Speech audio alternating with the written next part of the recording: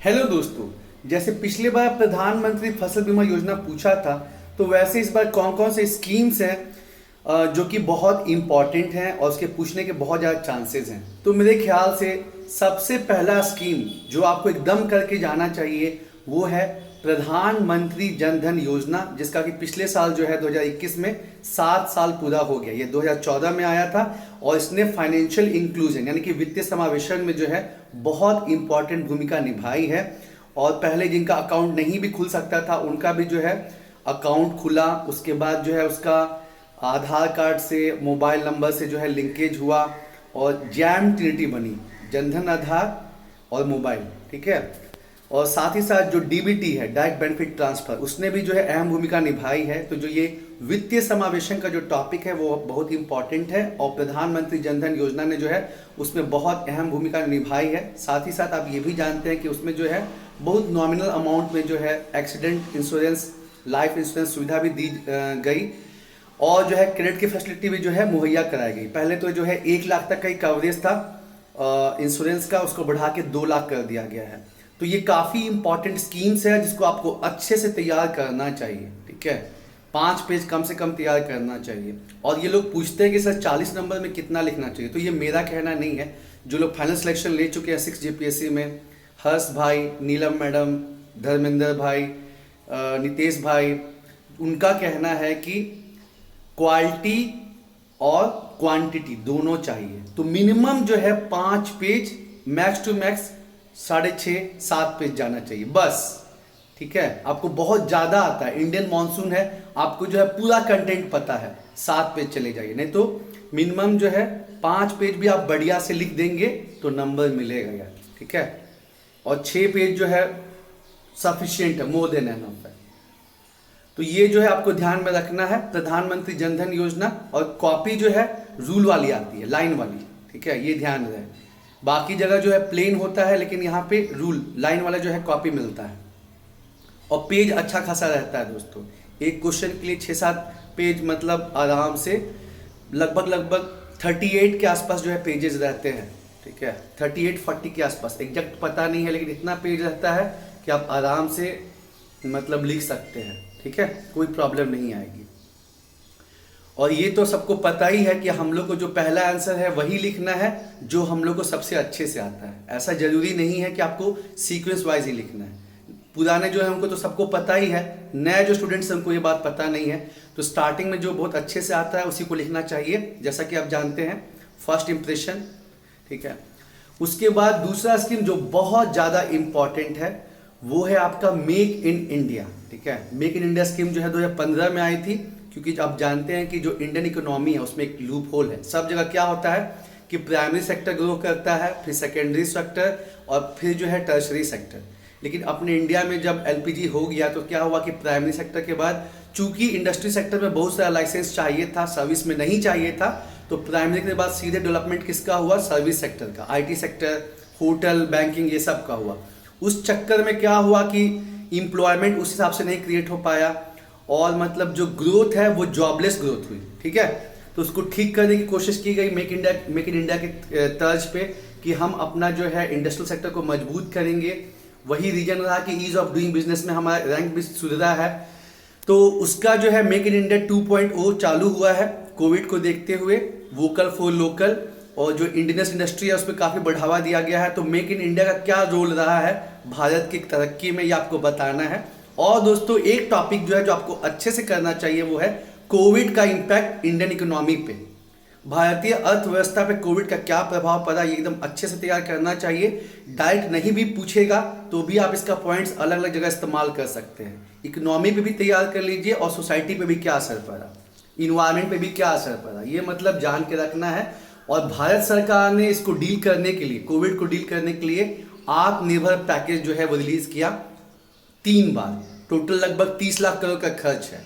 ठीक है, 2020 में भी, 21 में भी आपको जो है 2 टाइम मतलब ये रिलीज हुआ है। टोटल मतलब 3 बार हुआ है। ठीक है, 20-21 में लाके 3 बार हुआ है आत्मनिर्भर भारत का जो पैकेज है। ठीक है, तो वो आपको जो है दोस्तों बताना है। और उसके जो कंपोनेंट है, 5 कंपोनेंट अच्छे से करने हैं। प्रधानमंत्री गरीब कल्याण योजना का जिक्र करना है। ठीक है, साथ ही साथ लेबर रिफॉर्म भी किया गया है। पहले जो है 44 सेंट्रल कानून थे लेबर संबंधित और 160 से ऊपर स्टेट के, तो उसके चलते बहुत ज़्यादा प्रॉब्लम आती थी, बहुत सी कंपनियां इन्वेस्ट ही नहीं करती थी।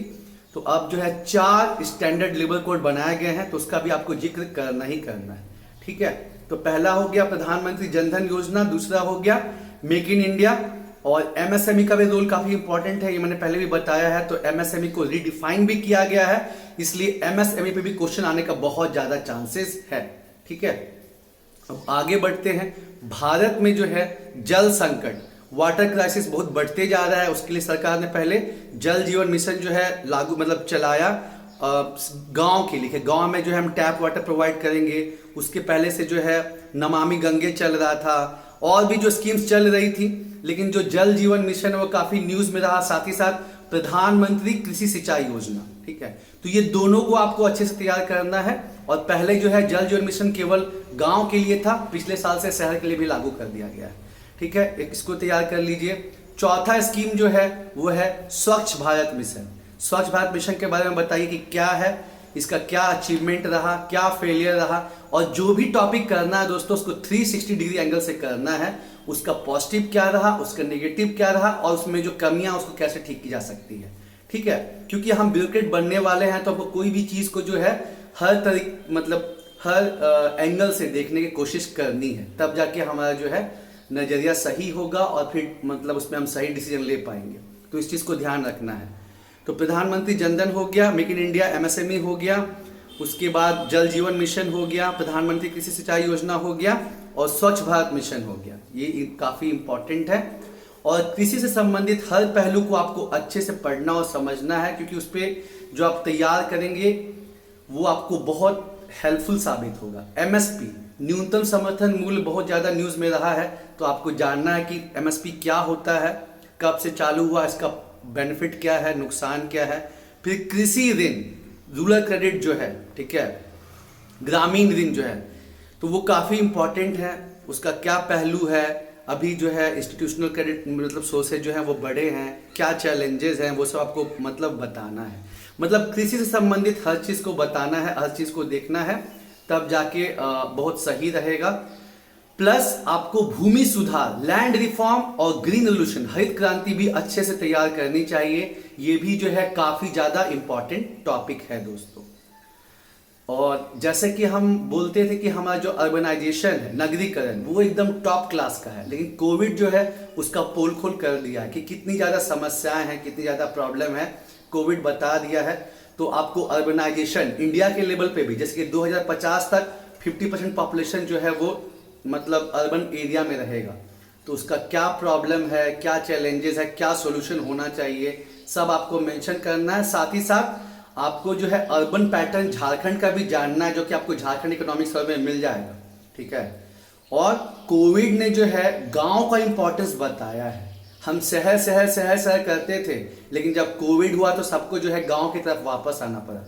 तो जो रूरल डेवलपमेंट है, ग्रामीण विकास, ठीक है, उसका क्या महत्व है, ठीक है, और उसके लिए भारत सरकार ने, झारखंड सरकार ने क्या क्या कदम उठाए हैं ग्रामीण विकास के लिए, वो आपको जानना बहुत जरूरी है हर डायमेंशन में। जैसे इंफ्रास्ट्रक्चर के लिए जो है पहले से तो कई सारे स्कीम चल ही रहा था, प्रधानमंत्री ग्राम सड़क योजना हो गया, या फिर प्रधानमंत्री ग्राम आवास योजना हो गया, वो सब तो चल ही रहा था।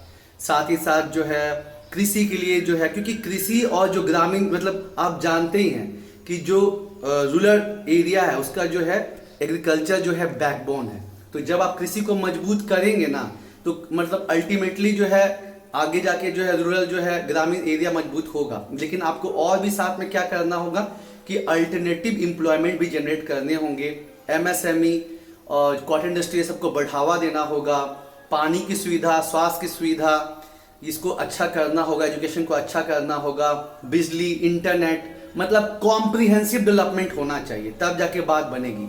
तो आपको देखना है कि भारत सरकार ने स्वास्थ्य के क्षेत्र में जैसे हो गया आयुष्मान भारत हो गया, आपका पोषण अभियान हो गया, शिक्षा के क्षेत्र में जो है नई एजुकेशन पॉलिसी आ गई है, मिड डे मील स्कीम हो गया है, आंगनबाड़ी चलता है। उसके बाद इनकम के लिए आपको जो है मनरेगा है, उसके बाद एनआरएलएम जिसको आजीविका बोलते हैं वो हो गया। स्किल जो है ट्रेनिंग प्रोवाइड की जाती है। एंटरप्रेन्योरशिप के लिए प्रधानमंत्री मुद्रा योजना है, startup India, stand up India, ये सब बताना है। साथ ही साथ ये स्टेट पीसीएस का एग्जाम है, तो आपको जो है झारखंड के पहलू को भी जो है एक्सप्लेन करना है कि झारखंड सरकार जो है शिक्षा के क्षेत्र में, स्वास्थ्य के क्षेत्र में, इनकम के लिए क्या क्या कर रही है, तब जाके जो है बात बनेगी दोस्तों। तो उम्मीद है आपको एक मोटा मोटी आइडिया लग गया होगा, और इसमें से जो है 2-3 क्वेश्चन तो आना ही आना है। और last but not least 15 finance commission. हालांकि फाइनेंस कमीशन पे पिछली बार क्वेश्चन पूछा है, लेकिन चूंकि 15 फाइनेंस कमीशन का रिकमेंडेशन हाल ही में आया है, तो उसको पढ़ के जाना है दोस्तों। उस पर डायरेक्ट क्वेश्चन आ जाए तो भी फायदे में, अगर डायरेक्ट क्वेश्चन नहीं आए तो भी जो उसका डेटा जो है हम इस्तेमाल कर सकते हैं। जैसे पहले जो है फाइनेंस कमीशन जो पैसा देता था बस पंचायत स्तर तक देता था। ये पहली बार हुआ है कि पंचायत पे भी, ब्लॉक पे भी और जिला समिति के लिए भी जो है 15 फाइनेंस कमीशन ने जो है आवंटन किया, एलोकेशन किया है। साथ ही साथ स्पेसिफिक ग्रांट भी दिया है कि आप ये टारगेट अचीव करेंगे तो ऐसा मिलेगा। लगभग 4 लाख करोड़ जो है दिया गया है लोकल गवर्नमेंट के लिए, जिसमें मैक्सिमम जो है आपका ग्रामीण क्षेत्र के लिए और कुछ जो है अर्बन एरिया के दिया गया है। साथ ही साथ अर्बन एरिया में भी क्या है कि जो मतलब मिलीनियम सिटीज है ना, उनके लिए अलग से आवंटन किया गया है। तो उसको जो है 15 फाइनेंस कमीशन को पढ़ के जाना है। डायरेक्ट क्वेश्चन आ गया तो भी ठीक, नहीं आया तो उसका डेटा हम अलग क्वेश्चन में इस्तेमाल कर सकते हैं। प्रधानमंत्री जनधन योजना पढ़ना ही पढ़ना है, डायरेक्ट आ गया तो भी ठीक, नहीं तो वित्तीय समावेशन में इस्तेमाल कर सकते हैं। मेक इन इंडिया 2 पढ़ना ही पढ़ना है, और जो है उसका भी डेटा अलग जगह इस्तेमाल कर सकते हैं। और गवर्नमेंट ने जो है एक नई 5वीं जो है साइंस टेक पॉलिसी को रिलीज किया है, तो उसको जो है वो भी जो है साइंस के लिए बहुत इंपॉर्टेंट है, उसको जो है करना ही करना है दोस्तों। तो इतना करेंगे तो हमको लगता है कि आपका बहुत अच्छा कंटेंट तैयार हो जाएगा। थोड़ा टाइम तो लगेगा, इतना जो हम बताया करने में कम से कम 2-3 दिन का समय लगेगा, लेकिन बहुत कॉम्प्रिहेंसिव जो है आपका नॉलेज बेस तैयार हो जाएगा। अब जैसे मैंने आपको जल जीवन मिशन बताया, तो सीधे ज्योग्राफी में भी क्वेश्चन आ सकता है कि भारत में जो है वाटर क्राइसिस क्यों है, जल संकट का जो दिक्कत है वो क्यों है, और भारत सरकार ने क्या कदम उठाए। तो आपको सब मेंशन करना पड़ेगा कि जो नमामि गंगे स्कीम हो गया, या फिर जल जीवन मिशन हो गया, या फिर जो आपका एनवायरमेंट प्रोटेक्शन एक्ट के अंदर जो कानून बना है, वो सब चीज़ों को जो है आपको मेंशन करेगा। रेन वाटर हार्वेस्टिंग के लिए जो कदम उठाया जा रहा है वो आपको मेंशन करना पड़ेगा। तो कॉम्प्रिहेंसिव आंसर डालना है, कॉम्प्रिहेंसिव आंसर आपको डालना है, तो आपको जो है ये सब चीज़ों को तैयार करके जाना पड़ेगा। डायरेक्ट क्वेश्चन आ जाए तो भी ठीक, नहीं आए तो उसका डेटा जो है अलग अलग जगह इस्तेमाल हो जाएगा दोस्तों। तो उम्मीद है आपको जो है पूरा आइडिया लगा होगा। और अर्बनाइजेशन भी अच्छे से करिए, और जो ग्रामीण विकास है उसको भी अच्छे से करिए, इंडिया के स्तर पे भी, और जो है आपका झारखंड के स्तर पे भी। झारखंड के इकोनॉमिक सर्वे पे अर्बनाइजेशन पे अलग चैप्टर है, और ग्रामीण डेवलपमेंट पे, रूरल डेवलपमेंट पे अलग चैप्टर है, ठीक है। तो अच्छे से देख के जाना है और काम बन जाएगा। जितना डेटा, जितना कंटेंट रहेगा, उतना दिमाग काम करेगा, और उतना जो है अच्छा आंसर लिखने में मदद मिलेगी। All the best. मेहनत होगी, जीत होगी यारो।